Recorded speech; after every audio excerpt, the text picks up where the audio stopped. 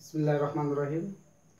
আমরা আজকে অনার্স তৃতীয় বর্ষের গাণিতিক পদার্থবিজ্ঞানের দ্বিতীয় অধ্যায় ফুরিয়ার ধারা, এটা যেই এর আগে আমরা যে ফুরিয়ার ধারা সম্পর্কে বিস্তারিত পড়েছিলাম, আমরা আজকে তারই ধারাবাহিকতায় আমরা দেখব যে ফুরিয়ার ধারার সহগ নির্ণয় করা।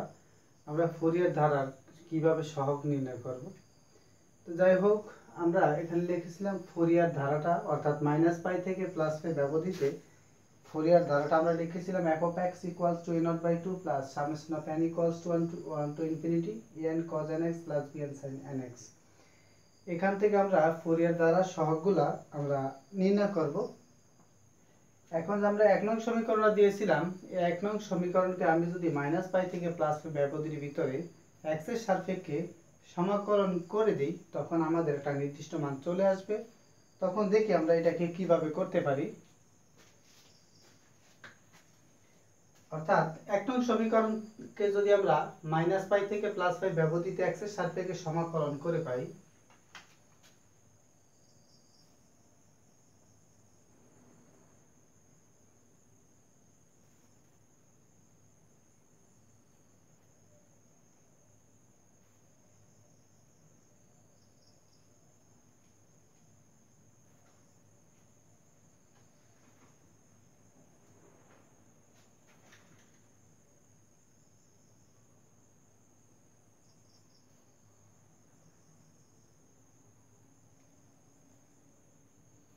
এক নং সমীকরণকে -π থেকে +π ব্যবধির মধ্যে যদি আমরা সমাকলন করি, তখন কি আসে রেজাল্টটা।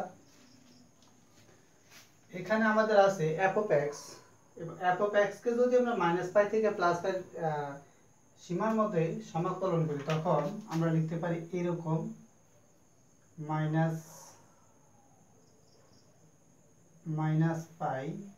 থেকে +π f(x) dx এবং a0/2 -π থেকে +π dx, এবং এখান থেকে আমরা লিখতে পারি summation of n equals to 1 to infinity। এটাকে যদি আমরা একটু ব্র্যাকেটের ভিতরে রেখে করি, তখন কি আসে রেজাল্টটা। তখন আমরা লিখতে পারি an -π to +π cos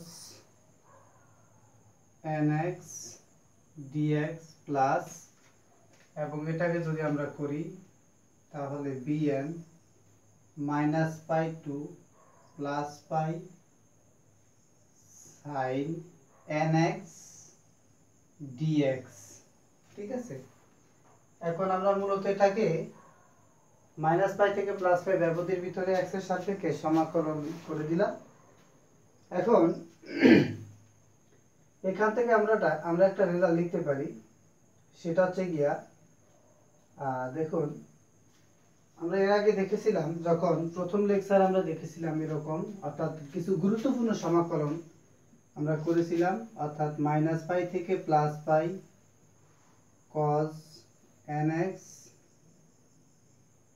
nx dx এর মান 0 এবং -π থেকে +π sin nx dx এর মানও 0।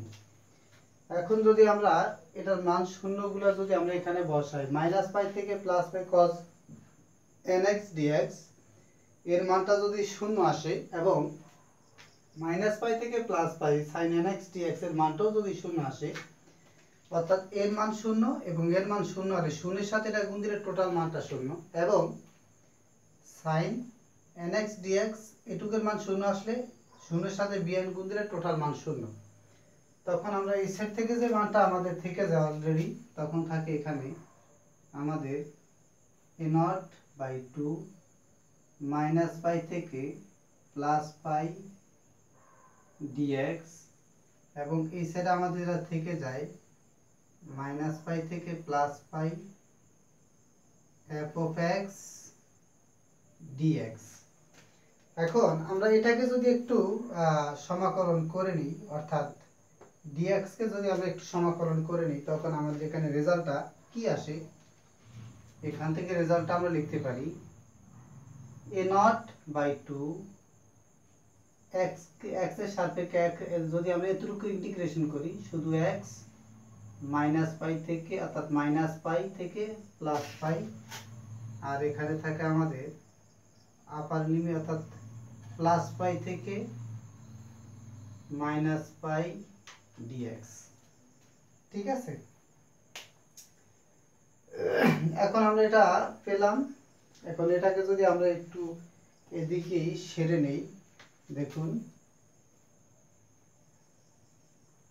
যদি আমরা এদিকে করি, এদিকে আমাদের অবশিষ্ট থাকে কি, মাইনাস পাই থেকে plus pi f of x dx a0/2, এবং এটাকে যদি আমরা আপার লিমিট এবং লোয়ার লিমিট বসাই, একটু আমাদের জায়গা হবে না, আমরা একটু অন্য সাইডে এটাকে একটু লিখে নেই। ঠিক আছে, একটু নিচ দিয়ে লিখি আমরা, অর্থাৎ মাইনাস পাই থেকে plus pi f of x dx a0/2 upper limit minus lower. এখন আমার প্রশ্ন আছে, দেখুন আপার প্রথমে x এর জায়গাতে একবার পাই প্লাস পাই যদি আমি বসাই, আপার limit x minus lower limit. এখন অলরেডি এখানে একটা মাইনাস আছে, ওই মাইনাসে মাইনাস হলো কি প্লাস, তখন এখান থেকে আমরা লিখতে পারি সেটা হচ্ছে a0/2 ইন্টু 2 পাই, 2 কেটে গেলে তখন থাকে কত, a0 পাই। পাইটা যদি আমি এই সাইডে ইন্টারচেঞ্জ করি, তখন এখান থেকে লেখা যায় আমাদের এইরকম, অর্থাৎ এখান থেকে আমরা এরকমভাবে লিখতে পারি 1/পাই মাইনাস ইনফিনিটি থেকে প্লাস ইনফিনিটি, মাইনাস পাই থেকে plus pi f of x dx equals to a0। তাহলে আমরা এখন তো লিখলাম। আচ্ছা, সর্বশেষ লাইনটা আমাদের আসে কি একটু, হ্যাঁ সর্বশেষ লাইনটা আমরা দেখতে পাচ্ছি। তাহলে আমরা একটা সহগ পেলাম a0 equals to মাইনাস 1/পাই মাইনাস পাই থেকে plus pi f of x dx। তাহলে আমরা একটা সহগ পেলাম। এখন আমরা এর পরবর্তীতে আমরা অর্থাৎ a0 এর সহগটা পেলাম। এরপরে আমরা দেখব যে an এবং bn এর সহগ কিভাবে বের করতে হয়। এখন আমরা ওটা বের করে নিব। এখন দেখুন আমরা এখন অর্থাৎ a0 এর যেই সহগটা আমরা বের করেছিলাম, এখন আমরা বের করব an এর সহগ। অর্থাৎ 1 নং সমীকরণের উভয় পাশে cos nx দ্বারা গুণন করে মাইনাস পাই থেকে প্লাস পাই সীমার মধ্যে যদি আমরা সমাকলন করি, তখন রেজাল্টটা কি আসে আমরা সেটা দেখব। এখন 1 নং সমীকরণ হচ্ছে আমাদের এটা অর্থাৎ এই সমীকরণের উভয় পাশে cos nx দ্বারা গুণ করে দিব, তখন আমরা এটাকে লিখতে পারি এইভাবে, মাইনাস পাই থেকে plus pi f of x cos nx dx equals to a0/2 minus pi থেকে plus pi cos nx dx এবং প্লাস এই ইনফিনিটার যে আমরা একটু রেখে দিলে, অর্থাৎ n equals to 1 to infinity, যদি আমরা এখান থেকে একটু করে নিই, এখানে অলরেডি cos nx আছে, আমরা যদি আরো cos nx দ্বারা গুণ করি, তখন এখান থেকে এরকম আমরা লিখতে পারি, সেটা হচ্ছে মাইনাস পাই থেকে প্লাস পাই cos nx এবং cos nx dx প্লাস এখানে একটা আমাদের এনটা থেকে যাবে এই জায়গায়, এবং বিএন মাইনাস পাই থেকে প্লাস পাই ছিল কত sine sine nx cos nx dx। ঠিক আছে, তাহলে আমরা এই সমীকরণের উভয় পাশে আমরা cos nx dx দ্বারা গুণ করে মাইনাস পাই থেকে প্লাস পাই সীমার মধ্যে আমরা সমাকলন করে দিব। এখন যে রেজাল্টটা আমাদের এখান থেকে আসে দেখুন, cos nx dx এখানে আমাদের ছিল cos nx dx, আর এখানে আমাদের cos, এই cosটা আমাদের আগেই ছিল, তাই আমরা আগেই ছিলাম, আর পরে আমরা আবার cos nx dx দ্বারা গুণ দিলাম এবং বাকি যা ছিল। আচ্ছা, এখন আমরা সমাকলনের সূত্র থেকে শিখেছিলাম, সেটা হচ্ছে আমাদের যদি এরকম থাকতো মাইনাস পাই থেকে plus pi cos square nx equals এটার মান আসে পাই, এবং মাইনাস পাই থেকে plus pi sine nx cos nx dx যার মান আছে 0। অর্থাৎ একটু মনে রাখতে হবে, স্কয়ার জাতীয় যদি কোনো মান থাকে তখন তার মান পাই, এবং বিজাতীয় অর্থাৎ একটা cos একটা sin অথবা একটা sin একটা cos থাকলে তখন তার মানটা আসবে 0। এখন এই নিয়ম অনুযায়ী যদি আমরা এখানে বসাই, দেখুন এটা আছে sin এটা cos, তখন এটার মান আসে 0। ঠিক আছে, কারণ এই নিয়ম অনুযায়ী এটার মান যদি আমরা এখানে বসাই, 0 এর সাথে বিয়োগ গুণ দিলে টোটাল এতটুকুর মান 0, cos এ গুণ দিলে আমাদের cos স্কয়ার, তো আমরা জানি যে cos স্কয়ার এটার মান আসে পাই। তাহলে আমরা এখন এটার মানটা দেখি এটা কি বসাতে পারি, যেহেতু এটা একটা নির্দিষ্ট মান আছে তার আমরা মানটা রেখে দেব, বাকি যে মানটা 0 আসে ওই মানটা আমরা 0 দিয়ে মুছে ফেলব। এখন আমরা এখান থেকে লিখতে পারি যে মানটা সেটা হচ্ছে এখানে মাইনাস পাই থেকে plus pi f of x cos nx dx এবং a naught পাই টু সেটা হচ্ছে গিয়া প্লাস পাই থেকে মাইনাস পাই। ঠিক আছে, এখন দেখুন আমরা এর আগে আরেকটা যেটা শিখেছিলাম, মাইনাস পাই থেকে plus pi cos nx dx এবং মাইনাস পাই থেকে প্লাস পাই sin nx dx, এটার মান আসে 0। এখন এটার মান যদি 0 আসে, 0 দিয়ে যদি আপনি এটাকে গুণ দেন তখন এটা টোটালের মান 0, তখন আমাদের এটার মান আর লেখা লাগবে না, এটার মানটা আমি মুছে ফেলবো। কারণ কারণ আমরা জানি যে মাইনাস পাই থেকে আরেকটু আগে আমি দেখিয়েছিলাম মাইনাস পাই থেকে plus pi cos nx dx এবং মাইনাস পাই থেকে প্লাস পাই sin nx dx, সেটার মান 0 আসে। ওই 0 এর সাথে a0/2 গুণ দিলে টোটাল মানটা আসে 0, তখন আমাদের এটা লেখার প্রয়োজন নেই। ঠিক আছে, তাহলে অবশিষ্ট থাকে কি আমাদের এখানে অবশিষ্ট থাকে শুধু cos এ গুণ করলে cos স্কয়ার, আর এই মাইনাস এখানে থাকে, অর্থাৎ n equals to 1 to infinity এবং an মাইনাস ইনফিনিটি থেকে plus infinity cos square nx dx। কারণ sin nx cos nx minus pi থেকে প্লাস পাই এটার মানটা আসে 0, ওই 0 দিয়ে bn কে গুণ দিলে টোটাল মানটাই 0 আসে, তখন এটা আমাদের লাগবে না। এখন চিন্তা করুন, সেটা হচ্ছে কি আমাদের n equals to 0 to infinity, অর্থাৎ n এর মান আপনি 1 থেকে শুরু করে যতই বেশি বসান না কেন, অর্থাৎ প্লাস মান, এখানে n এর মান যদি আপনি 5 বসান, যদি 5 বসান তখন cos স্কয়ার nx এটার মান সেম একই আসবে। ঠিক আছে, তখন দেখা যায় অর্থাৎ n equals to 1 to infinity এটার মানটা তার লেখে না, কারণ এখানে দেওয়াই আছে, আপনার ইন্ডিকেট করা আছে n মানে সকল বাস্তব সংখ্যা, এমন ভাবে বাস্তব সংখ্যা দেওয়া আছে সেটা হচ্ছে আপনার n equals to 1 to infinity অর্থাৎ সকল প্লাস মানগুলা। তখন আমরা এই জায়গা থেকে যদি এটাকে আমরা অ্যাভয়েড করি, কারণ এখানে আছে cos স্কয়ার nx dx, অর্থাৎ n এর মান 1 থেকে প্লাস ইনফিনিটি পর্যন্ত আপনি বসাতে পারেন। তখন n এর মান যদি 5 বসান cos স্কয়ার 5x, তাও cos স্কয়ার 5x কে আবার সূত্র করা যায়, আর এই অবস্থায় রাখলে আপনি এটাকে সূত্র করতে পারবেন। তখন এখান থেকে এই লাইনটাকে যদি আমরা অ্যাভয়েড করি বা না লিখি, সেম মান আসে, তখন আমরা কিন্তু কজ স্কয়ারের মানে কোনো সূত্র নাই, তখন এটাকে যদি আমরা একটা সূত্রে পরিণত করতে পারি তাহলে অঙ্কটা আমাদের জন্য আরো সুবিধা হয়। তখন এটাকে আমরা লিখতে পারি এইভাবে, দেখুন সেটা হচ্ছে কি, আমরা an 1/2 মাইনাস পাই থেকে প্লাস পাই 2 cos স্কয়ার nx dx, অর্থাৎ এই টু চলে গেলে আগে লাইনটা আমাদের থাকলো।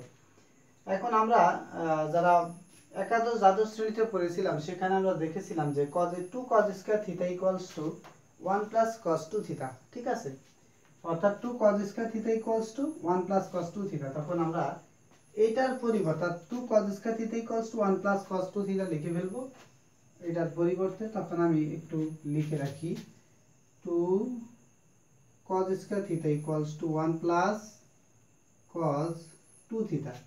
এখন আপনি যদি এখানে nx কে থিটা হিসাবে কল্পনা করেন তখন দেখবেন এখানে আমরা ঠিক এই সূত্রের আঙ্গিকে এটা আমরা এখানে লিখে দেব, আর এটা রাখবো না। তখন যদি আমরা এটা এখানে লিখে দেই, অর্থাৎ 1 প্লাস cos 2nx, আর আসে আমাদের কত dx। এখন যদি আমরা এটাকে একটু ভেঙে লিখি তখন দেখেন কি আসে, অর্থাৎ an/2 আর এখানে পাই বাই মাইনাস পাই থেকে প্লাস পাই, 1 এর সাথে dx কে গুণ দিলে শুধু dx, এবং এটার সাথে যদি আমরা এটা করি মাইনাস পাই থেকে plus pi cos 2nx dx। তাহলে আমরা এ পর্যন্ত করে নিয়ে আসলাম। এখন আমরা এটাকে যদি আলাদা আলাদা ইন্টিগ্রেশন করে নিই তখন দেখুন কি আসে আমাদের রেজাল্টটা, সেটা হচ্ছে an/2, আর dx কে যদি শুধু ইন্টিগ্রেশন করেন তখন আসে কত x প্লাসের প্লাস, আমরা একটু লিমিটের মানটা একটু পরে একসাথে বসিয়ে দেব। সেটা হচ্ছে cos x কে যদি আপনি ইন্টিগ্রেশন করলে তখন এটা রেজাল্ট আসে sin x, cos x কে ইন্টিগ্রেশন করলে আসে কত sin 2nx, এবং sin 2nx করলে, এবং এটা সহগ আছে কত cos x কে যেহেতু ইন্টিগ্রেশন করলে sin x, তার সহগ আছে কত 2n, এই 2n দ্বারা ভাগ এবং আপার লিমিট লোয়ার লিমিট, ঠিক আছে, আমরা একসাথে মানটা দিয়ে দিলাম। এখন একটা জিনিস চিন্তা করেন, সেটা হচ্ছে কি আপার লিমিট মাইনাস লোয়ার লিমিট যদি আপনি বসান তখন দেখবেন x এর জায়গায় যদি আপনি একবার পাই বসান তাহলে আসে পাই, কিন্তু x এর জায়গায় যদি আপনি একবার পাই বসান, তো n তো আমাদের যে কোনো স্বাভাবিক সংখ্যা অর্থাৎ ধনাত্মক সংখ্যা, n এর মান যদি আপনি 4 দেন আর পাই 4, অর্থাৎ n এর মান যদি আপনি 4 দেন, ধরেন 4 দিলেন বা 1 দিলেন, 1 এর সাথে 2 গুণ দিলে 2 টোয়াইস পাই, অর্থাৎ sin টোয়াইস পাই, sin টোয়াইস পাই যেটার মান আসে 0, তখন এটার মান কিন্তু 0 আসে। আবার যদি আপনি n এর জায়গায় যদি 5 দেন বা 1 2 3 4 5 6 এভাবে ধরে নেন ওইটার সাথে আর এই 5 বসে এটা গুণ দিলে এটার মানটা আসে 0, তখন আমরা টোটাল এই মানটাকে আর আমাদের লেখা লাগবে না, শুধু এই মানটা আমরা লিখে দেব। তখন আমরা এখান থেকে লিখতে পারি, সেটা হচ্ছে an/2 x মাইনাস পাই থেকে প্লাস পাই। তখন এই মানটাকে আমরা যদি একটু সুন্দর করে লিখি তখন এখানে থাকে আমাদের কি, এখানে ছিল মাইনাস পাই থেকে plus pi f of x cos nx dx। এটাকে যদি আমরা একটু লিখি তখন আমরা এভাবে লিখতে পারি, সেটা হচ্ছে an/2 পাই প্লাস পাই, কারণ আপার লিমিট মাইনাস লোয়ার লিমিট, তো এখানে আপার লিমিট মাইনাস লোয়ার লিমিট, কিন্তু এখানে অলরেডি এটা মাইনাস আছে, তাহলে ওই মাইনাসে এই মাইনাসে প্লাস হয়ে গেল। এখান থেকে আমরা যেটা লিখতে পারি সেটা হচ্ছে কি আপনার এরকম, এখান থেকে যে মানটা লেখা যায় মাইনাস পাই থেকে plus pi f of x cos nx dx। এখন এখান থেকে লেখা যায় পাই বাই 2 পাই, আর 2 2 গেলিকা থাকে কত আমাদের পাই পাই যোগ করলে 2 পাই। ঠিক আছে, এখান থেকে এই পাই যোগ করলে 2 পাই, যেখান থেকে আমরা এরকম লিখতে পারি এখান থেকে গুণ 2 পাই, তো 2 2 চলে গেলে থাকে কত n পাই, তো অর্থাৎ an পাই। তখন আমরা লিখতে পারি কত an পাই। এখন দেখুন সেটা হচ্ছে পাইটা যদি এ পাশে চলে আসে তখন এখানে থাকে 1 by pi upper limit minus lower limit f of x cos nx dx equals to an cos f of x cos nx dx equals to an। তাহলে আমরা এ পর্যন্ত লিখে ফেললাম। হ্যাঁ, এখন দেখুন তাহলে আমরা এখান থেকে পেলাম a নট এর মানটাও পেলাম, আবার আমরা an এর মানও পেলাম। an equals to 1 by pi minus pi থেকে plus pi f of x cos nx dx এটার মানও পেলাম। এখন আমরা অবশিষ্ট আমাদের যে মানটা অবশিষ্ট আছে সেটা হচ্ছে bn এর মান। ঠিক আছে, তাহলে এখন আমরা যে পর্যন্ত করেছিলাম সেটা হচ্ছে a নট এবং an এর মানটা পেলাম। এখন আমরা পরবর্তীতে আমরা এখন এটা মুছে ফেলবো। তাহলে আপনার যে পর্যন্ত করেছি আপনার ঠিক এইভাবে এখান থেকে শুরু করে এখান থেকে পর্যন্ত করে নেবেন। ঠিক আছে, এখন আমি এটা টোটাল বোর্ডটা মুছে ফেলবো। তারপর আমরা an যেহেতু মান বের করছি a নট এর এবং an এর মান বের করছি, এখন আমরা bn এর মানটা নির্ণয় করে দেখব।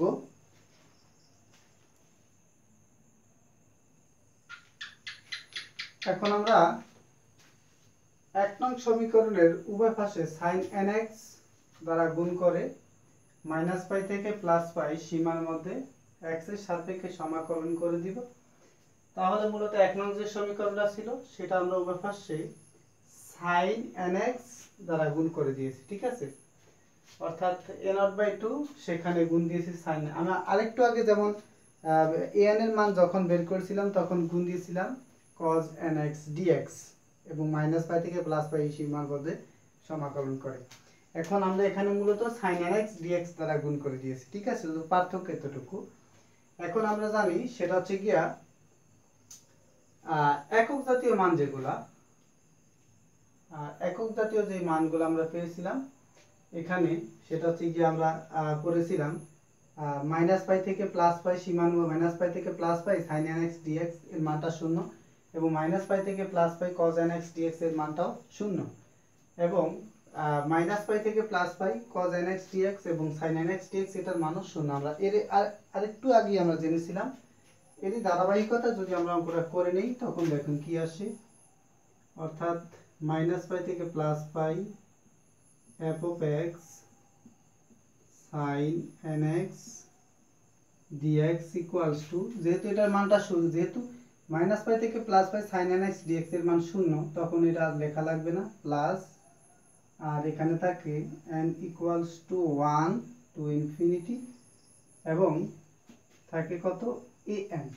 এখন দেখুন cos মাইনাস পাই থেকে plus pi cos nx dx এবং sin nx dx এটার মান আসে 0, তখন এটার মান 0 লেখা লাগবে না, থাকে b। এখানে আসছে bn, এই bnটা আমরা লিখে নিব bn মাইনাস পাই থেকে প্লাস পাই সাইনে সাইনে গুণ দিলে sin স্কয়ার nx dx।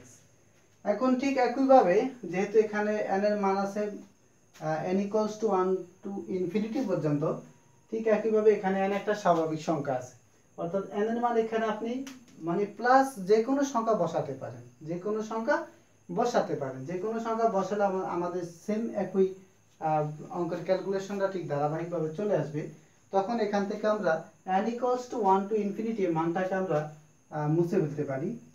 তখন আমরা এখান থেকে যে মানটা লিখতে পারি সেটা হচ্ছে আমাদের এখান থেকে দেখুন এখানে যদি আমরা একটা হাফ গুণন দিই এখানে একটা 2 গুণন দিলে সেভ, কারণ 2 2 চলে গেলে মানে আগের যে লাইনটা ফার্স্ট, আচ্ছা যাই হোক আমি একটা লাইন একটু বাড়াই করি। দেখুন এখান থেকে আমরা যদি এতটুকু করে নিই, সেটা হচ্ছে 1/2 bn মাইনাস পাই থেকে plus pi two sine square nx dx। ঠিক আছে, আমরা জানি 2 sin স্কয়ার থিটার এটা বের সূত্র কি জানা আছে? 2 sin স্কয়ার থিটা মানে 1 cos 2 থিটা, তাইলে অর্থাৎ 2 sin square theta equals to 1 cos 2 theta. ঠিক আছে, তো এখন এটার সূত্রটা যদি আমি এরকম প্রয়োগ করে দেই এখানে, তাহলে কি আসে দেখুন, অর্থাৎ এখান থেকে যদি আমি লিখতে পারি সেটা হচ্ছে গিয়া আমাদের এইভাবে, অর্থাৎ bn/2 এখানে আমরা লিখতে পারি মাইনাস পাই থেকে প্লাস পাই 1 2 sin স্কয়ার, তো তখন 1 cos 1 cos 2 থিটা 2nx এবং dx। তখন এটাকে যদি আমরা একটু ভেঙে দেই আগের মতন, তখন কি আসে bn/2 অর্থাৎ এখানে আসে মাইনাস পাই থেকে plus pi dx minus pi থেকে plus pi cos nx dx। ঠিক আছে, এটাকে যদি আমরা সমাকলন করে নেই, তখন এর মানটা আসে bn/2 এখানে x অর্থাৎ dx কে করলে আসে শুধু x মাইনাস এটাকে করলে আসে কত, cos x এর আমরা যদি ইন্টিগ্রেশন করি তখন এটার মানটা আসে কি দেখুন, cos x এর ইন্টিগ্রেশন করলে এটার মান আসে sin x। তখন আমরা লিখতে পারি অর্থাৎ sin nx, আচ্ছা এখানে 2 ছিল তাই তো, এইটা আমি দিয়ে নেই 2nx। ঠিক আছে,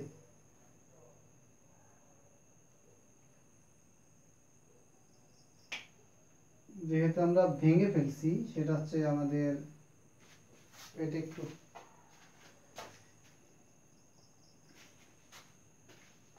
আচ্ছা তাহলে আমরা একটু এটাকে যদি ইন্টিগ্রেশন করে নিই, তখন আমরা লিখতে পারি সেটা হচ্ছে আমাদের cos x কে করলে আসে কত, sin x, অর্থাৎ sin 2nx তার সহগ হচ্ছে কত 2n এবং আপার লিমিট মাইনাস লোয়ার লিমিট। তাহলে আমরা এতটুকু দেখলাম। এখন একটা জিনিস চিন্তা করুন, সেটা হচ্ছে আপার limit minus lower limit. x এর জায়গায় যদি পাই বসান, অর্থাৎ এই লিমিট দুটো x এর সাথে আছে এবং এই লিমিট দুটো এতটুকুর সাথে আছে, আমরা যদি একসাথে একটু বসিয়ে দেই তখন দেখুন কি আসে, x এর জায়গায় আপার লিমিট বসালে আবার x এর জায়গায় যদি এটা বসান এখানে, তাহলে 2n পাই, n তো যে কোনো স্বাভাবিক সংখ্যা, n এর মান 1 2 3 4 5 6 হতে পারে, ওটার সাথে আপনি এটা গুণ দিলে দেখবেন টোটাল মানটা শূন্য আসে, তখন টোটাল এই মানটা আমাদের বাদ হয়ে যাবে, তাহলে এখানে থাকে শুধু x, তাই তো।